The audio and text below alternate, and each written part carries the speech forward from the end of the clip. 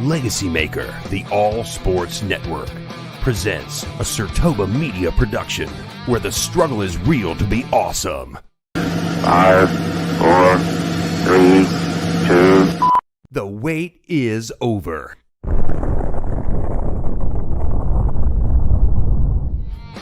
So you're giving it to Dale Earnhardt Jr. because he piggybacked off of his dad's name. The only difference was because there was a junior at the end and not a yes, yes, and okay. because the fact is, Drew. Point with, oh my God!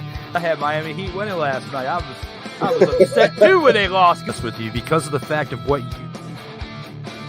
Get your popcorn ready. It's time for the In or Out sports debate with your hosts, James Brown of the LegacyMaker Sports Network and Drew Willingham.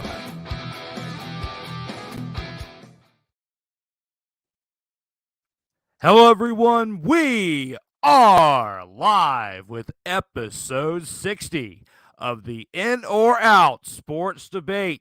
I'm your host, Drew Willingham, along with this week's special returning panelist for the fourth time. Give it up for Champagne Jimi, my man of the LegacyMaker Sports Network, Mr. James Brown. Welcome back to the show there, brother. Hey, Drew. Glad to be back, man. Thanks for having me. You know, as always, ready to get into it. Have a great episode. Let's talk some sports. Man, we've got a great lineup ahead of us for this show. But as always, you know, we got to do one thing before we get started there, brother, and that is acknowledge the Vault of Fame. Acknowledge me.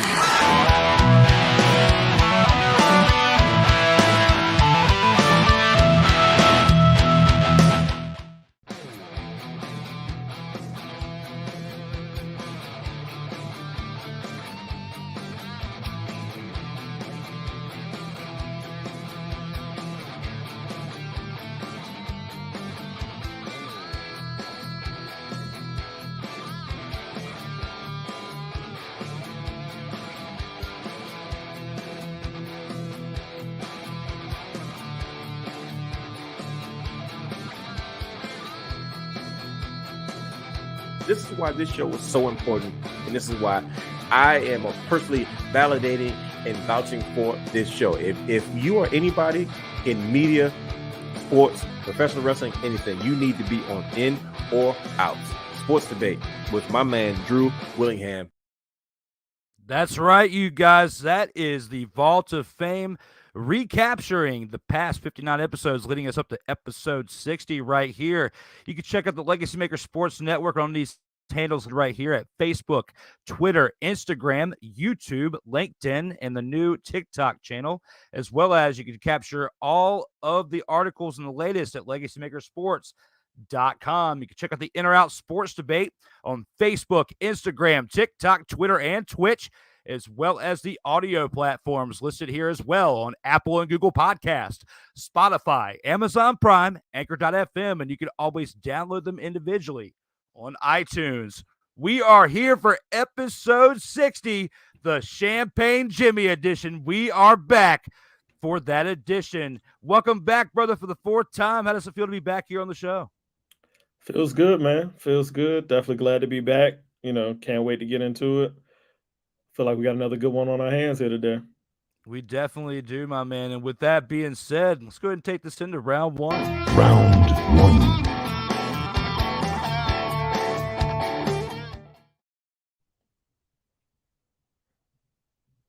And here with round one, the NFC East is the best division in the NFL. How do you feel about this one, James? Are you in or are you out on this one? I'm in.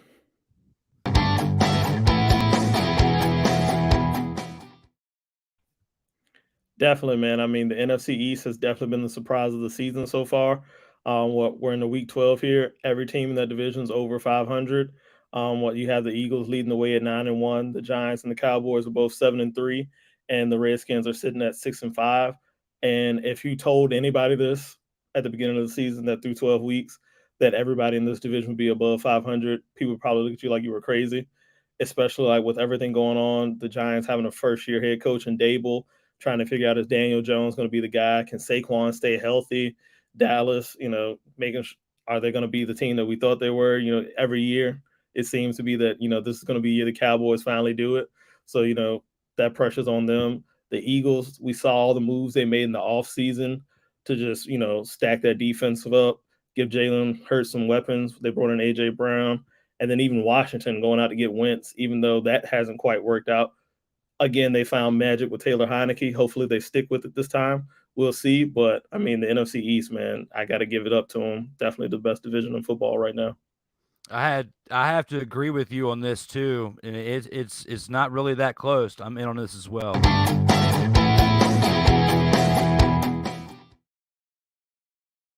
To piggyback on what James was saying, the only other division that's close enough to the NFC East is the AFC East. You got the Dolphins and the Bills at 7-3, and the Patriots and Jets both at 6-4, and they had that slobber knocker this past weekend to get to where they're both tied at 6-4. That is the closest division in the NFL that is actually competitive within the NFC East, because the NFC East standings, you got the Eagles at 9-1, the Cowboys and Giants both tied at 7-3, but the Commanders now are above 500 with a 6-5 record. So when you compare those two divisions, it's somewhat close, but the Eagles negate all that with a 9-1 record. So in essence, it's not that close, but you got to compare the two within the NFC and AFC East.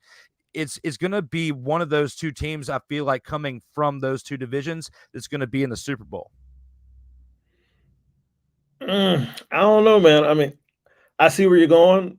Buffalo had a great start to the season, but right now, things are looking shaky for them. So I don't know.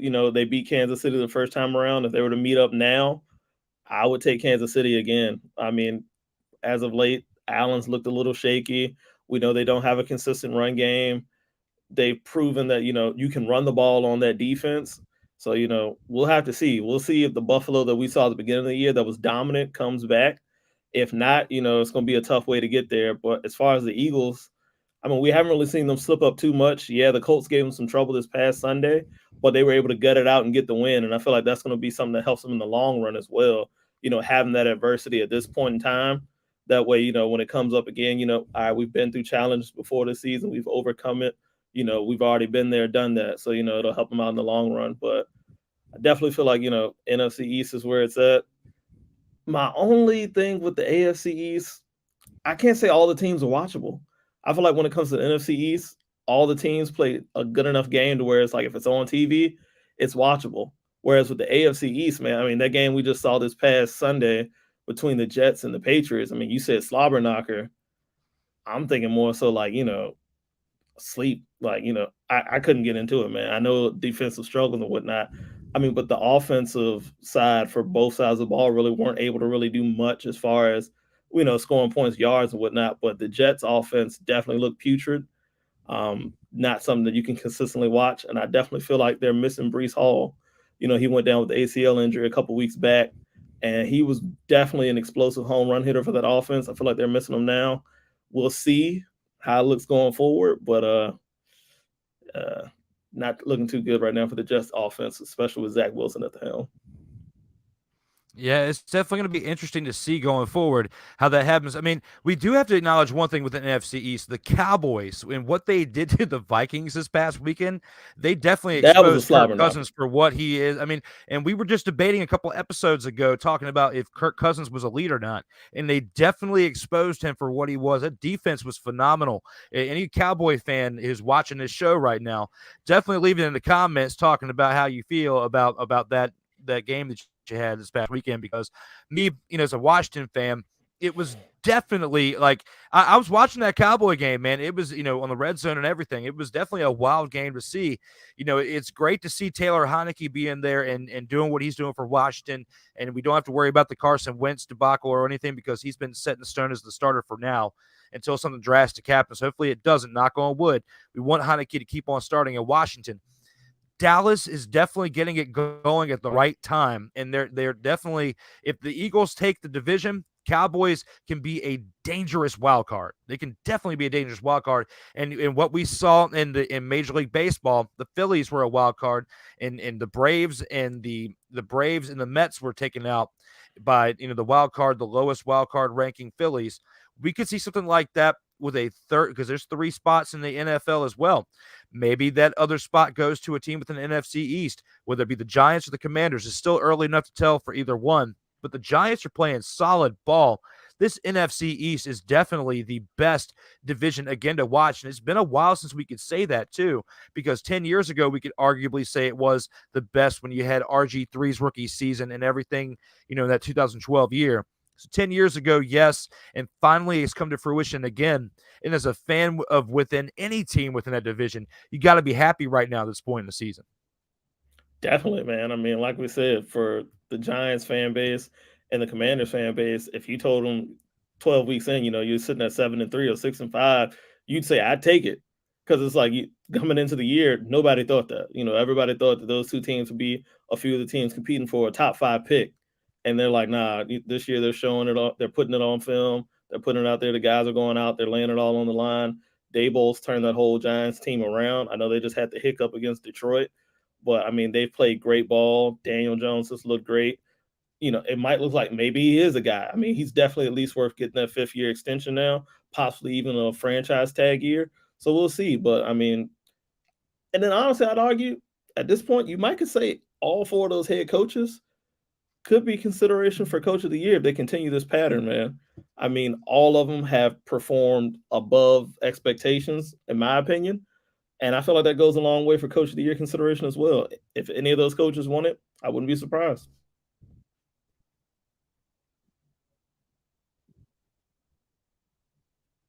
Absolutely. And I mean, that's definitely a take. I mean, we both agreed on it for the first round.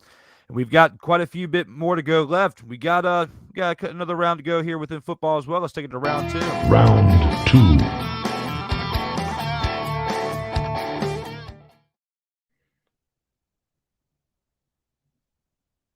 And here with round 2, Cordarrelle Patterson should be considered as one of the greatest kick returners in NFL history after setting touchdown record in Week 11. How do you feel about this, James? Are you in or are you out on this one? I'm in.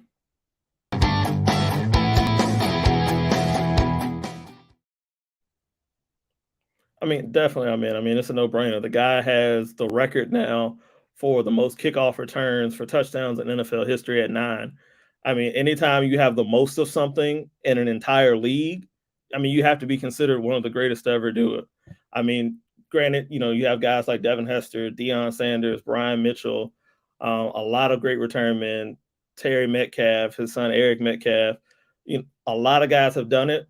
He's got the most right now at kickoff returns. So I got to consider him as one of the greatest. He may not be the greatest in everyone's opinion, but he's definitely got to be in the conversation for it, man. I mean, the one he had on Sunday, 103 yards against the Bears, after the fumble he had already had in the game, to do that, I mean, put the team on his back, get us back into the game, you got to give it to him. Yeah, and I mean, before I even answer with how I feel about it, I want to play this clip from that touchdown. Was the man who fumbled to set up the Bears touchdown. Really well. Here's Patterson, who fumbled the last time he touched it. Cordarrelle Patterson has a seam. Patterson splits it. Goodbye. Cordarrelle Patterson, the 9th time in his NFL career. A house call on a kick.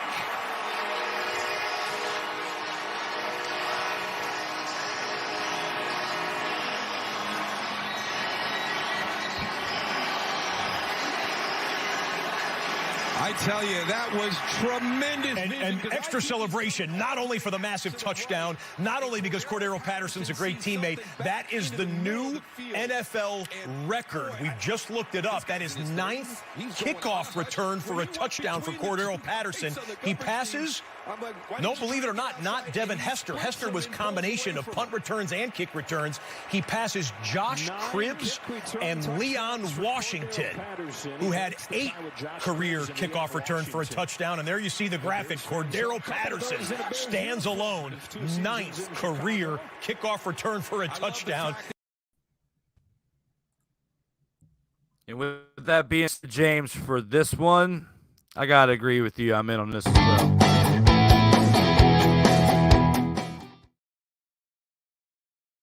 When you look at the NFL all-time stats when it comes to kickoff returns for touchdowns, you got Cordarrelle Patterson there leading with number 9 over Josh Cribbs, whose years in the NFL were from 05 to 14, and Leon Washington as well is tied for second overall, who's spent his 14, ironically.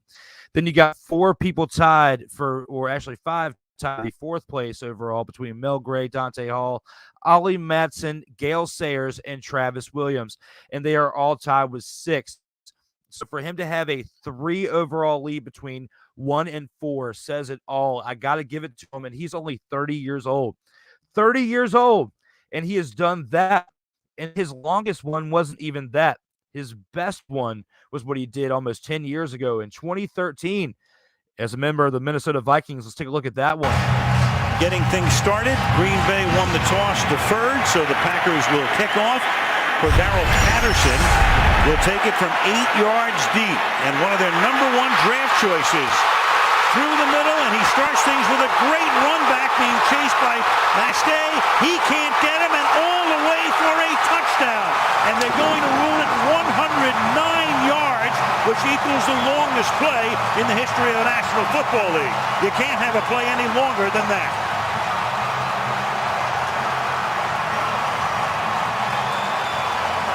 You could almost give him 109.5. He almost stepped out of the back of the end zone on this one.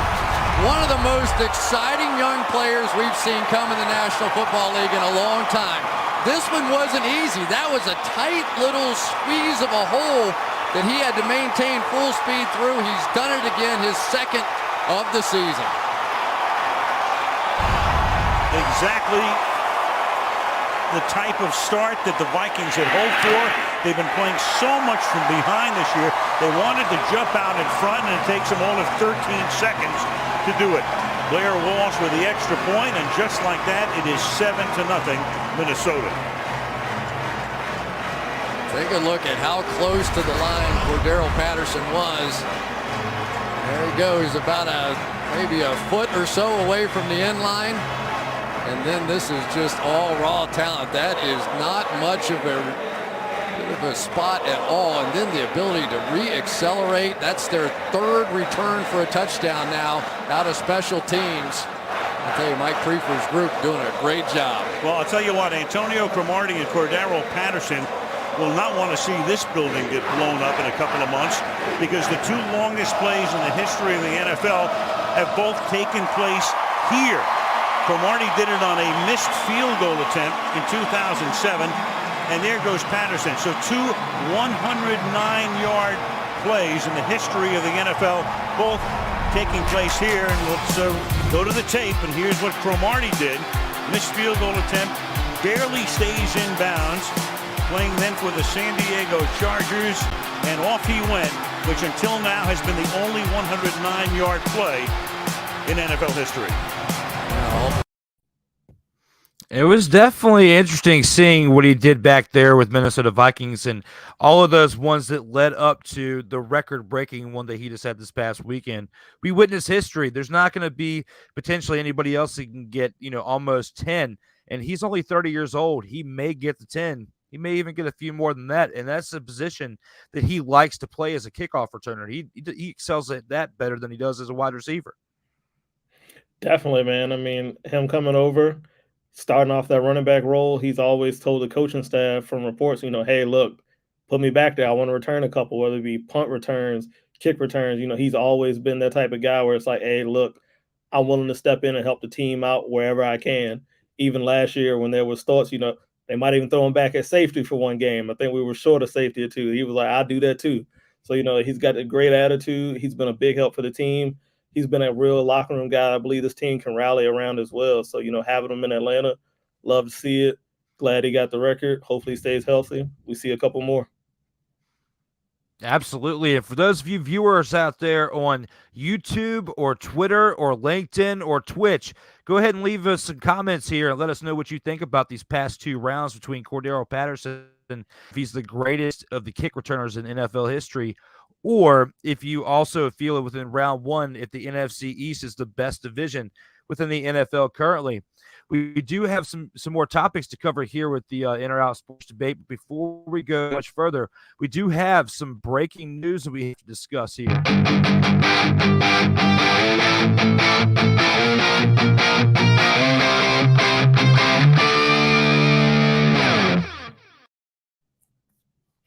And that breaking news is this.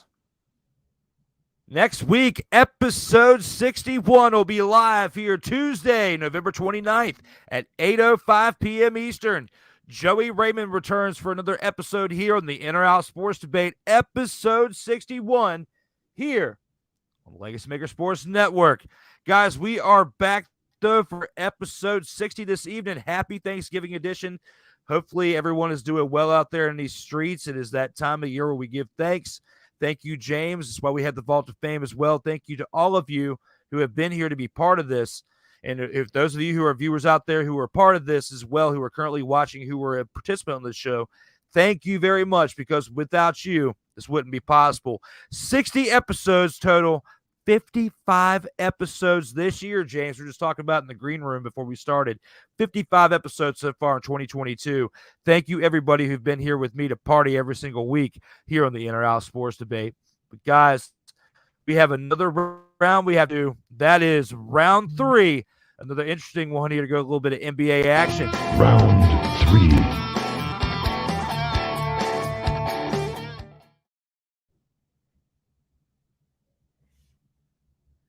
Have to bring out the Brooklyn Mets, the Brooklyn Nets, the NBA's problem child, it seems like of late. The recent reinstatement of Kyrie Irving will not change the dysfunctional mess within the Brooklyn Nets. How do you feel about this one, James? Are you in or are you out on this one? Oh, man.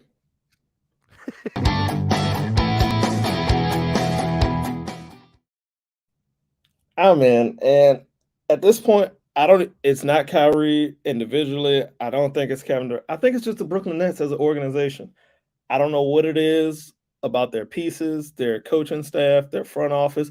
The Nets are always in the news. They're always making headlines, it seems. And it's not even always basketball related. It's usually something off the court that either somebody said, did. And it's like they're a talented bunch of players. I'm not going to lie. They're one of the top teams in the East when they're on their game.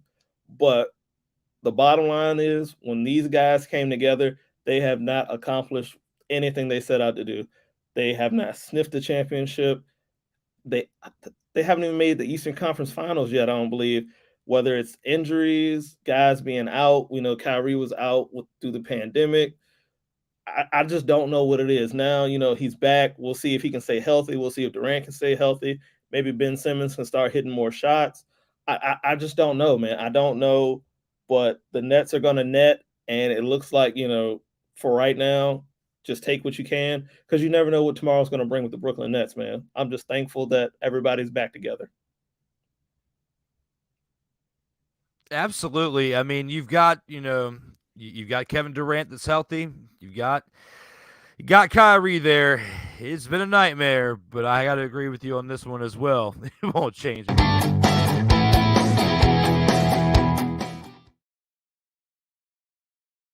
The Nets have been dysfunctional all season long. They are 8-9 right now.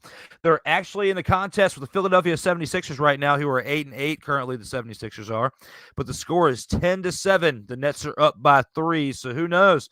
We could be wrong here, James. We could be wrong about this take on the Nets. They could start steamrolling, but I just doubt it. This whole debacle with Kyrie opening his mouth and saying the wrong things in the media about his beliefs with reading a book and all this, that, and the other. He finally realizes that his voice is more powerful than what he thought, just like you and I have here at the platform. We discuss sports. So, there's certain things that, you can or cannot say within the platform. So Kyrie learned that message here within this, but at the same time, his reinstatement shouldn't really make a difference because they were a mess before he got there.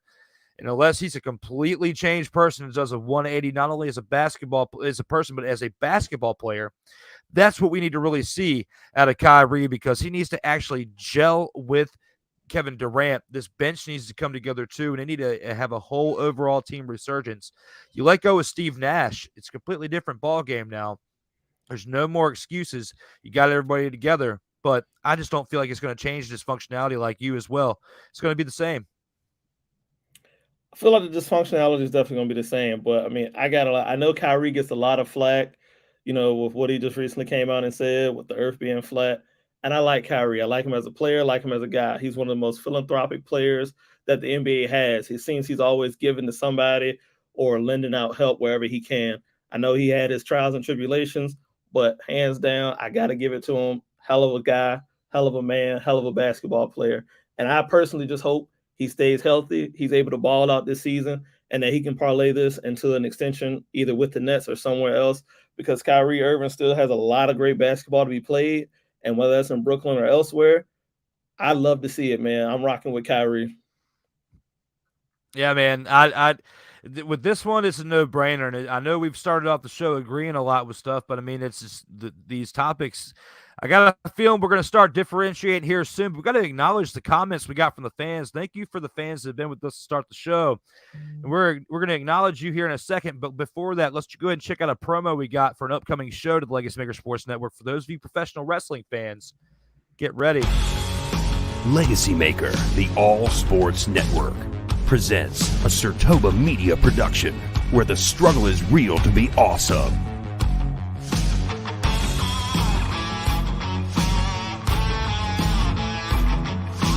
Acknowledge me.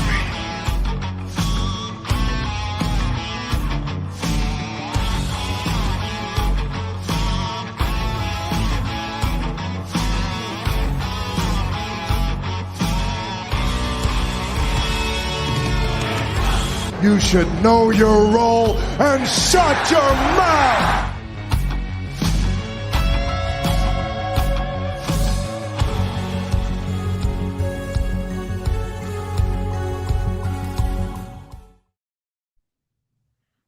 That's right, you guys. The Kayfabe Express coming to LegacyMaker Sports Network in 2023 to discuss professional wrestling on a regular basis. We'll be having some guests within the wrestling scene, as well as discussing just regular updates within the upcoming wrestling events as well.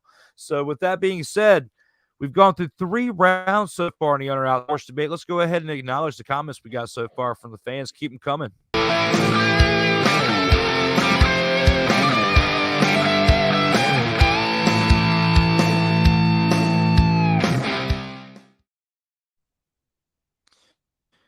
And shout out to those of you who've been keeping up with us here on YouTube and the other platforms as well. Mainly on YouTube where we have the comments so far, so thank you guys. Melvin Turismo, a new guy that's commenting, saying, "What's up, guys?" Thank you, Melvin, for being here, for watching our episode 60 of the In or Out Sports Debate. Happy Thanksgiving to you there, sir. Melvin also says, "Eagles all day, fly high, baby." So we'll see how that goes. With us talking about what we said in the NFC East in round 1, Melvin was definitely hyped about what we had to say about the Eagles. Then Jed comes in. Jed's been here lately. Jedediah Jedson. Dak has been playing decent, but you can't trust the Cowboys, and that's been a topic of debate for quite some time. How would you like to answer that one there, James? I mean, Jed's definitely not lying, man. I mean, I guess what Stephen A would put it, somehow, some way, they'll find a way to let you down. And I mean, in years past, we've seen it almost every year where winning you're in, and it's that last game of the season, and the Cowboys just crumble. I mean, I think back to that year where, winning you're in, and Philly just annihilated them. I think there was a year where it was winning you in, and Washington was the last team on the schedule, and they just fell apart. They got annihilated. And so, it seems it does happen almost once a year, every year. We'll see if it happens this year. But right now, I mean, they look good. We'll see what happens. I mean, yeah, it's Jed. We can't completely throw you under because you definitely can't really completely trust the Cowboys because of what they've done. But this year they have looked great, and Minnesota was riding high. Kirk Cousins with the chains. We were talking about him a couple episodes ago. You go in there, and the Cowboys decimate the Vikings. So it's kind of give and take. The Vikings, it's a good thing that the coach are doing like Dennis Green back in the day. That's why we took the damn field. Now, if you want to crown them, then crown their ass. But they are who we thought they were, and we let them off the hook. Absolutely. I mean, it's a good thing that he didn't handle it like that because you got rocked this past weekend. So, but that's definitely a good take there, Jed. Got to give you a shout out for that one. So after he said that, he then comes up with Patterson is a beast. And, he definitely is a beast as a kickoff returner. We definitely discussed that there with round 2. So thank you for that comment there, Jed. Melvin Turismo comes back with 9 kickoff return touchdowns, deserves Hall of Fame. How do you think about that one? What do you think about that one, James? The Hall of Fame? I don't know because we don't see a whole lot of guys that just specialize as returners go. I feel like, his body of work, he'll probably have to put in a little bit more to get him there. Because Hester's been up, I think, like the last year or two. Has he gotten in yet? I don't think he's gotten in yet. And, he was basically looked at as more of a return guy. And he's got the league record at a total of 20 returns. And, he hasn't made it in quite yet. So, I think Patterson could be on that track. I don't know if he's a surefire Hall of Famer. But, we'll see what happens, man. Time will tell.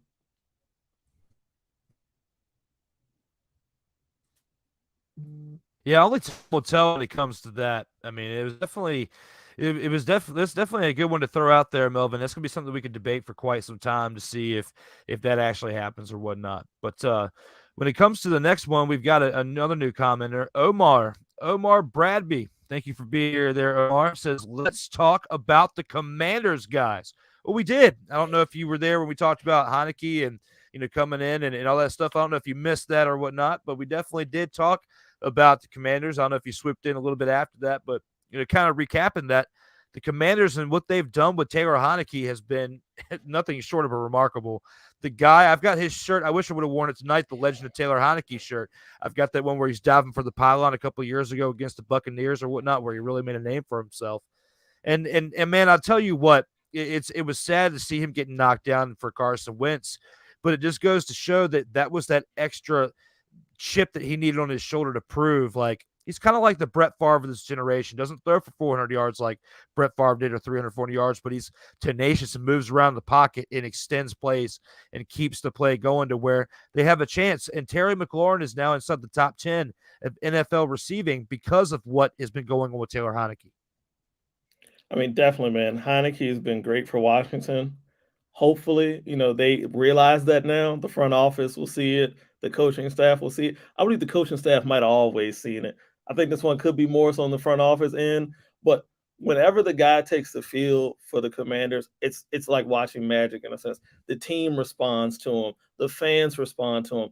Everybody's in tune with the guy. And the team wins. They win with Heineke on the field. Hopefully, everyone in the organization realizes that now, and he'll be the guy going forward. I get, having him earn it. I believe he's earned it. I believe he deserves to keep it.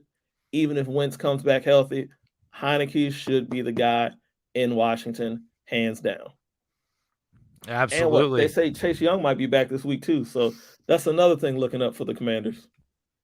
Yeah, that defense has definitely been playing great, and to have him back will definitely be an additional boost that they need going forward. And just to see, we could have like one of the tightest races for wild card spots within that division at the end of the season. So we could definitely see how that goes. Melvin then come back with what's up, OR. So Melvin, giving a shout out to OR. Jed says HTTR. So thanks for going old school there, Jed. Bringing that in right there. LegacyMaker Sports, thank you for whoever commented on our behalf. Thank you for tuning in. Definitely appreciate that on our behalf. We were. What's up, LMS, says Melvin. Thank you for the shout out to LegacyMaker Sports there, Melvin. And Jed says Legacy. Shout out there. Way to go. And then Glenda comes in and says, hey there, James. Let's go Commanders. So shout out there for that one there, James. Yes, Chase getting excited about Chase Young coming back for the Commanders. So, yes, we definitely got some things this upcoming weekend. How do you with that being said? Definitely, man. I mean, Chase Young coming back, huge. I mean, the guy's second overall pick. And he's a force coming off the edge, man. I mean, he's definitely a guy that you have to plan for. You got a game plan for him. Because if you leave him uncovered, you're going to be sorry and you're going to know. Because he's going to get to the quarterback. He's going to get him on the ground. You just better hope the guy doesn't fumble. Because Chase comes, when he's coming, he's coming.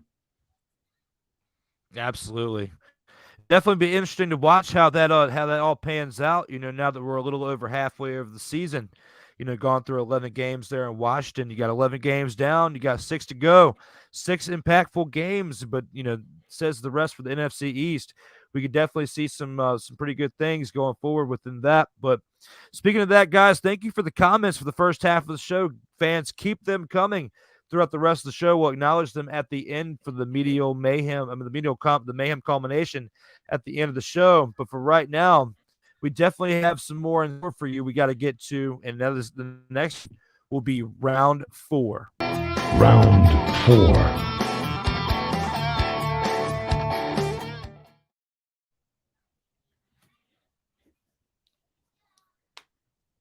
Oh, sorry about the technical difficulties there, guys. With round 4, this one we've got the By the Numbers segment that we do with every episode. And with this one for episode 60, we're going to take this into Otto Graham is the greatest athlete to ever wear the number 60 in all of sports history. And with that being said, James, how do you feel about that one, number 60 with Otto Graham? I'm in.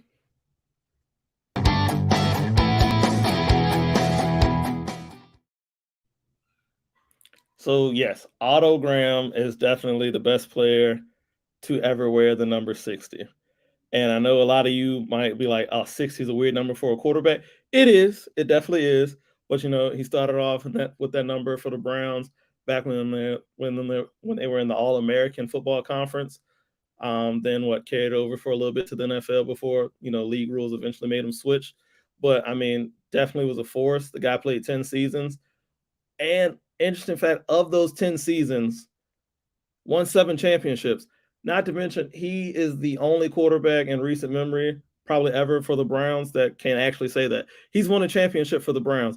I know nobody's ever seen it, or, if you have seen it, it was back in the day when they had black and white television because it was the 40s and the 50s. But, I mean, the guy won 7 championships out of the 10 years he did play. He did it all for the Browns. Hopefully, they'll get back to those glory days one day. I know my dad would definitely be appreciative of that. But, yeah, man, Otto Graham, best guy to ever wear 60.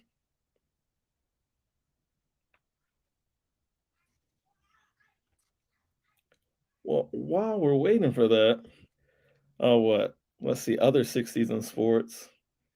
I know you got Chuck Bednarik, linebacker center for the Eagles. I don't know. What do you think about that, Drew?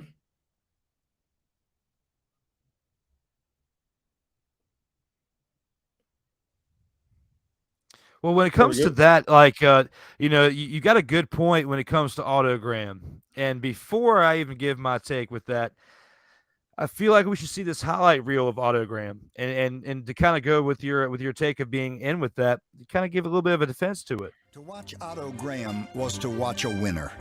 Automatic Otto was the Browns quarterback for 10 seasons. During that period, Cleveland played in 10 consecutive title games. Graham led his team to 4 All-American Conference and 3 NFL championships. 51 was my rookie season, and we lost the first game, but then we won 11 in a row, and Otto was the catalyst. He made the plays to help us win all those games. The Browns will be counting heavily on the capable right arm of Otto Graham. Otto Graham, for 9 seasons, the spark plug of the Cleveland team. Otto was a guy that had great athletic ability. He was a running back at Northwestern. Paul Brown made him into a quarterback. When the pass broke down and he didn't have anybody open, he could always take off and run with it and be a great runner with the ball. And then along with that, was just a prolific passer, a guy that was uncanny as far as his accuracy throwing the ball. Just had such great ability, He just was very relaxed with the way that he handled the great ability that he had. Otto Graham and George Radaman pitch horseshoes. My personality was such that I think I was always kind of cool under pressure. But I've always said that you have to have the confidence that you will do good, but at the same time, inside you have to have the fear that you might fail. Before we played every game, I could never digest the pregame meal. I would get a couple oranges, apples, or something like this, but the food itself, I couldn't eat at the end of a game. I was just too nervous. My stomach was turning over and over and over. Otto's attempts at acting were also hard to digest. He might have been nervous before a game, but he was even more ill at ease before a camera. Otto certainly has to be one of the best of all time. All you got to do is look at his accomplishments. I mean, you go and look at Otto's record, and all he ever did was win championships. And how else do you judge a quarterback? Every season that he lined up, the Browns were in a championship game. It's hard to pick anybody any better.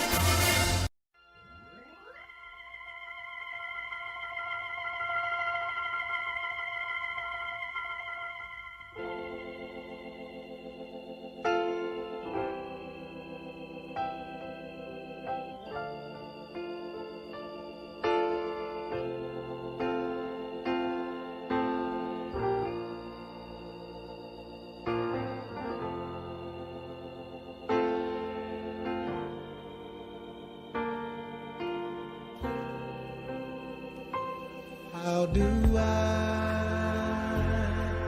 say goodbye to what we had? The good times that made us laugh outweigh the bad. I thought we'd get to see forever, but forever has flown away. It's so hard to say goodbye to yesterday.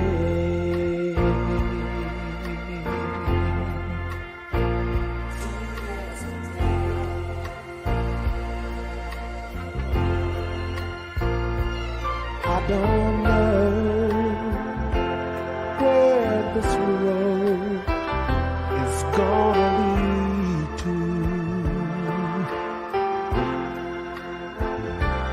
All I know is where we've been and what we've been through. If it gets me to tomorrow, I hope it's worth all the pain. It's so hard to say goodbye to yesterday.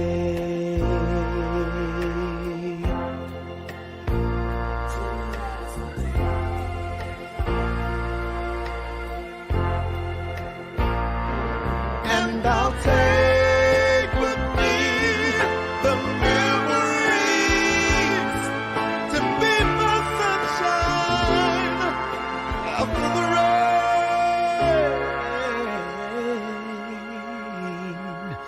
It's so hard to say goodbye to yesterday.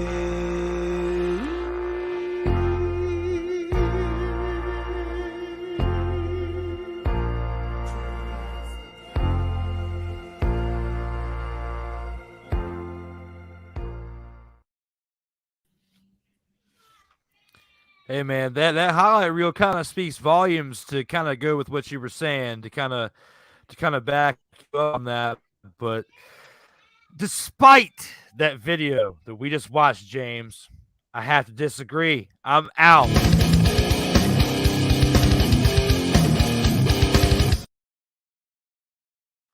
Concrete Charlie, formerly of the Philadelphia Eagles, I have to give it to him. In the highlight reel that I have right here of old Chucky B, let's take a look at what he did to kind of settle up my argument.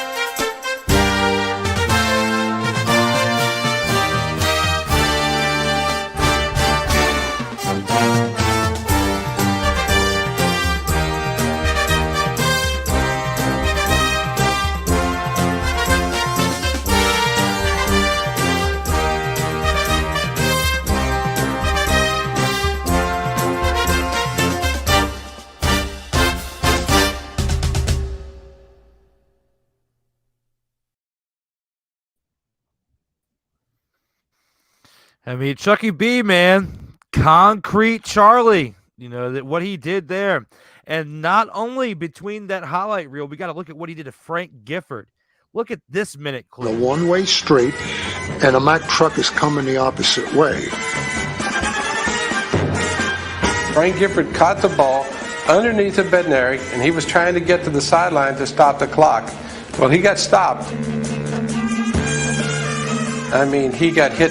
Bednarik hit him, and he just leveled Frank. I mean, Frank was level and knocked him cold, of course. And Frank missed a whole year of football the following season. That's how hard he got hit. I thought Bednarik killed him. His head snapped. He went backwards, and the ball flew in the air. And there it was. Chuck Weber fell on it. I knew the game was over. I had no idea where Frank Gifford was. And then when I saw him recover the ball and I turned around, and then simultaneously, I was with a gesture like this, standing over him, and I said these exact words: "This effing game is over."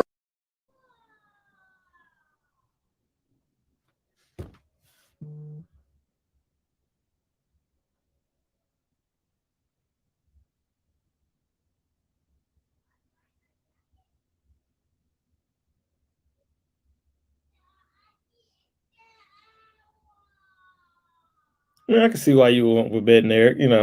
Another good choice.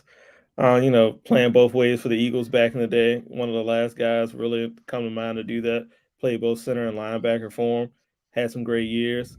I can see why you went there. We'll just have to agree to disagree on this one, because I ain't gonna lie to you, I'm sticking with Otto. I mean, it's still a solid pick to go with Otto, because he is one of the quarterbacks, along with Sammy Ball in that time frame, that kind of did revolutionize the game.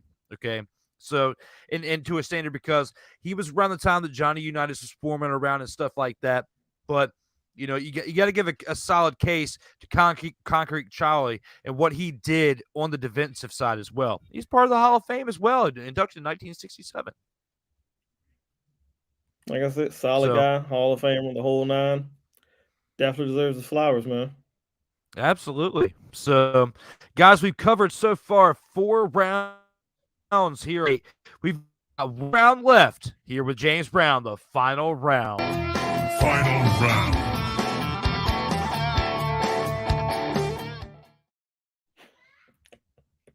And here with the final round, this one Snowman's definitely going to love. And I see you in the comments out there, Snowman. Thank you for watching. This one is for you. Nike selling LeBron shoes at half price should remind everyone that he is not the NBA's greatest of all time. How do you feel about this one, James? Are you in or are you out on this one? Does Nike selling the shoes at half price mean that LeBron is not the GOAT? I'm out.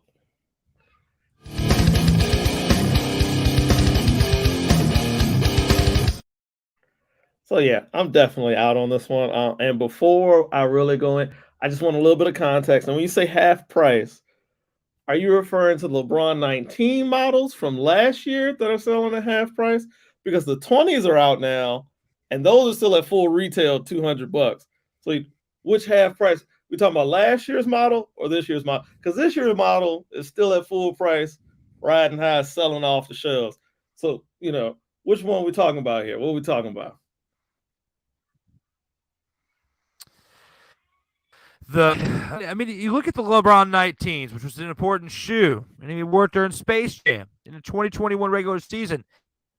And now it's giving fans a treat during the season because that is the shoe that is 50% off on Nike's website. $200.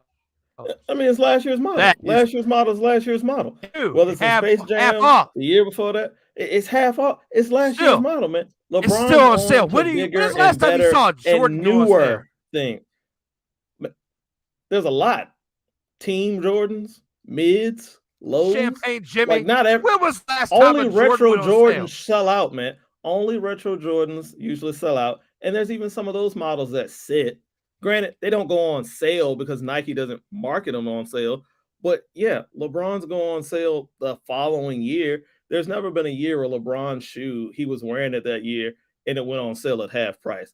So if you like the 19, guess what? Now you can cop it for a deal. If you like the 20, you're going to pay the full $200 off the hip. So however you like to get your kicks, go ahead, get it in. I think Nike might even have a little Black Friday sale going on right now. So you can get your half price 19s maybe for a little bit lower. But, I mean, it don't mean nothing to me. It's just some kicks, man, from last year. So, if they're half off, cool. We as the consumer, save some money. I disagree.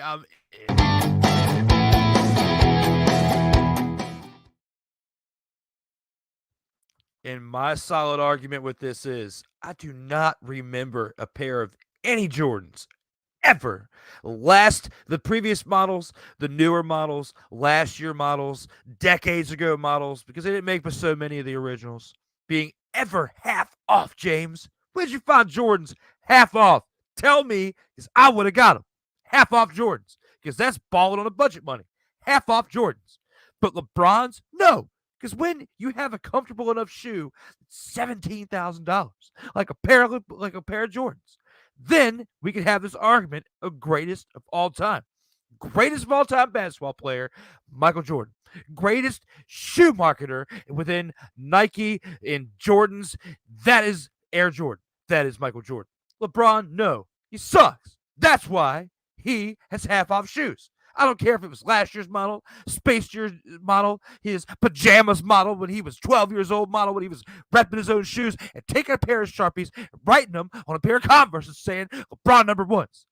They do not have comparison to Jordans. That's why half-off shoes are not the GOAT.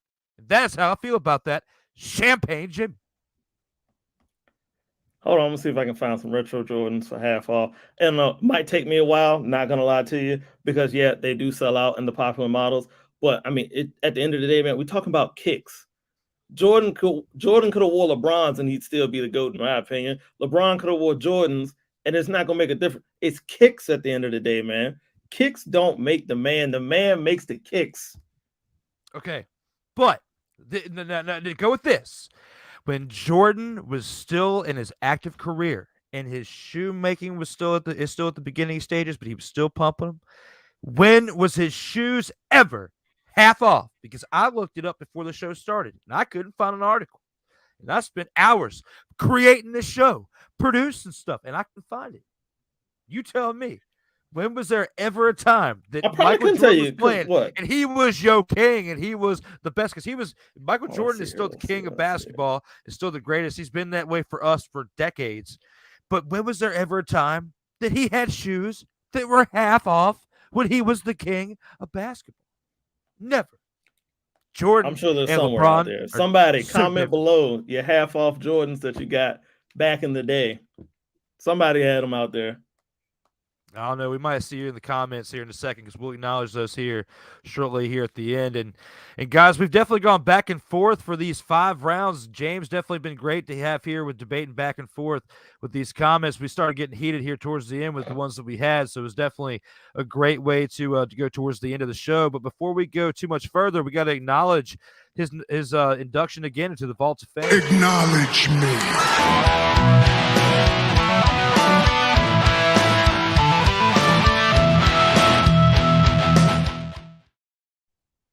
That's right. James is now inducted into the Vault of Fame for another record breaking. For the 4th time, James is here for episode 60. He's a 4-time Vault of Fame inductee. As we look at the stats right here, we have Rob Johnson in first with 12 appearances on the show. Joey Raymond with 7 appearances in second. James Brown now in third with 4 appearances as well. Darrell Owens, Corey Mann, and P. Alexander Wally tied with 4th. With 3 appearances in 4th place. And in 5th place, 12 panelists are tied with 2 appearances. So definitely thank all of you who have been here because every single one of you have been a part of 2022. All 55 of those episodes that have been this year from episode 6 on to now episode 60. Thank you guys for being here for all those episodes to make that happen. Again, we got to look at next week. Up next here on the In or Out Sports Debate, episode 61. Joey Raymond will be here next week on Tuesday, November 29th at 8:05 p.m. Eastern. You can check him out here on the In or Out Sports Debate, as you can always check out this show on Tuesdays on the LegacyMaker Sports Network.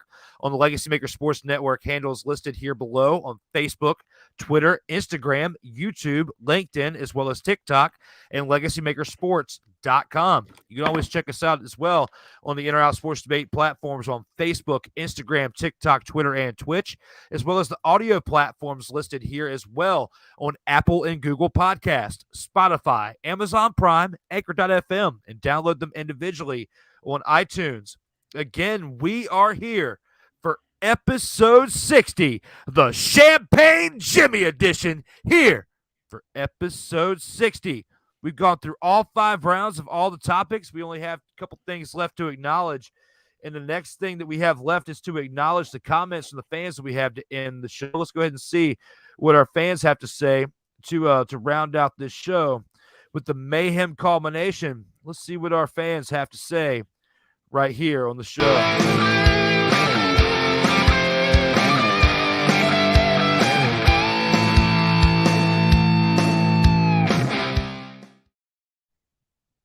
And I tell you what, they kind of lit it up a little bit more than what we had last time. They're talking about when we last got off here. Glenda was what was our last comment here, talking about let's go James and the Commanders, and from there she took it to let's go Chase, and then we were talking about Chase. You talking about how Chase was going to dominate, and she was talking about well, actually they kind of skipped on me on that one. Derek kind of jumped back in here, Derek Medea, but. So we got Glenda right here saying, with James, then she goes into yes, Chase, saying that yes, he will when James is talking about dominating, coming back and helping out the defensive line. We got Otto was a beast. I agree with James, says Jed. So he agrees with what we're saying about the in the number segment. By the number segment. Sorry, I'm late, bro, says Derek Medea. Got here late, just about 20 minutes ago. Shouts out James. Shouts out to James. Welcome back to the show. He says, Otto did revolutionize the game, says Derek. So he agreed with that. And Melvin kind of comes back in after that and says, yo, Derek. Derek kind of pops back in with, what's up, Melvin? Hello, Glenda. Everyone in the chat. Derek, what's up to everybody? Glenda shouts back out with, hello, Derek. Derek is back, says Jedediah Jedson. And with that, you've unlocked this segment of I'll Be Back. I'll be back.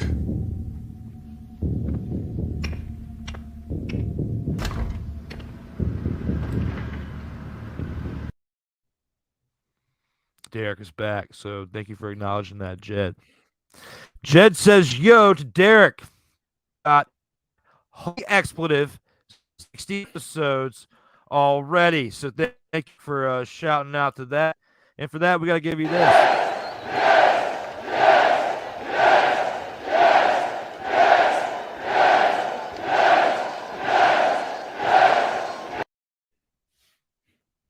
And when it comes to 60 episodes, and you're talking about already, you just got to handle the truth. You can't handle the truth. We need you to, brother. We need you to handle it. 60 episodes, 55 in 2022, and we're not even done yet. It's just Thanksgiving. So thank you to all of you that were here for the Vault of Fame. With that, take it to some more comments that we got here. After that, Derek says that's actually a good counter pick. I guess talking about Concrete Charlie, we were within that topic at that time as well, and then throws in the good to kind of correct himself. Snowman in the morning was watching. Congratulations on 60 episodes, says Snowman. Thank you for being here, Snowman. We appreciate it. I hope you saw my take on LeBron James. That was for you there, Snowman. Melvin Turismo comes back with Otto is still the best in my opinion, but I forgot about Concrete Charlie and a solid argument too. So thank you for that, Melvin. I appreciate that. Eric Medea comes in with Snowman. Definitely excited to see Snowman up in here. Welcome back, Stan, says Derek. And then Glenn says, go James. All excited about James being back here on the show for episode 60.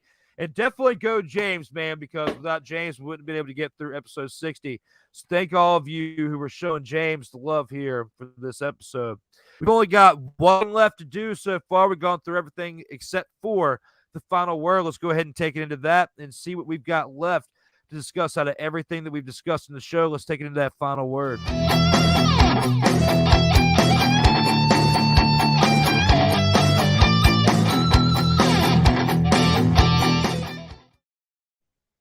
And here with the final word on this Happy Thanksgiving special Tuesday edition on the 22nd. What are you thinking there, James? What's your final word for this episode 60? Final words, man. This being Thanksgiving week, I just want to say, thank you for the opportunity to be here. Thank you to everyone out there watching, supporting. I'm glad to be here. We're glad to have you guys. Just another thing that I'm thankful for this week. And, as we're all together this weekend, Thursday and onward, just appreciate that time you have with your loved ones, your family members, soak it in. Hopefully everybody has, something warm to eat, good people to be around, good company. And, just appreciate what you got.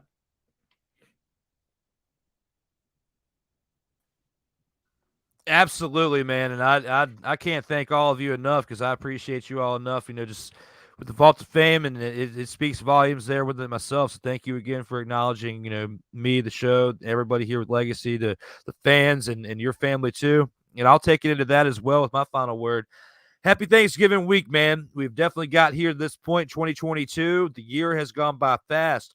We've seen a lot between sports, between political sports, I guess, with the Brittany Garner situation. We've covered a lot here this year on the In or Out Sports Debate. We've gone in so many different directions. We've debated sports, a little bit of political sports, a little bit of professional wrestling, stuff within that too. Had guests on from different avenues within media, professional sports as well. So thank you to all of you who have spent that time and been here. Happy Thanksgiving to all of you. Hope you enjoy your time with everyone. And thank you for being here for episode 60 here on the In or Out Sports Debate. We've definitely covered a lot. James has been here for a good portion of it now with 4 times in the Vault of Fame. And we've only got one thing left to do, James, out of everything that we've done. Got the final words in. We've got all the rounds in. We got one thing left to do, and as we look at one badass outro, everybody, on behalf of my man James here, stay safe out there in these streets.